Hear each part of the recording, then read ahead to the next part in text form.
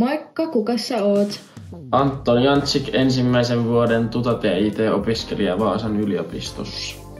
Noniin, okei Anton. Miksi sä hait Vaasaan? Tän linjan takia mä hain kans kauppikseen, mutta tää linja oli ainut laatuinen ja sit mun tyttöystävä on kanssa täällä opiskelemassa, niin sekin oli yksi tekijä. Ihana kuulla. Mikäs sun lempipaikka on sitten Vaasassa? Mä tykkään, jos käy lenkillä, niin toi Onkilahti on niinku Vaasassa mun lemppari. Ja sit siinä on semmonen penkki, missä voi nähdä joutsenia ja ankkoja ja mitä nyt siinä eläimiä on lähistöllä, niin se on kiva. Kuulostaa kivalta. Mites sitten, mikä on sun mielestä tähän asti ollut kiinnostavin kurssi?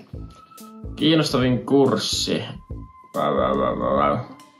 Varmaan tää tietojärjestelmien kehittäminen tällä hetkellä on ollut Noniin. Mites sitten, mikä sun lempipaikka on kampuksella? Varmaan se ankkuri, siinä on se Oskari, missä voi syödä kans lounaa ja sit siellä ylhäällä on niitä tiloja, missä voi opiskella ja näin poispäin. Yes. Ja sit vielä vika kysymys on, että mikä on paras tapahtuma fuksisyksynä ollut? Fuksikämppärit oli niinku, jäi mieleen. Ne oli kivat. Noniin, kiitos sulle. Kiitos.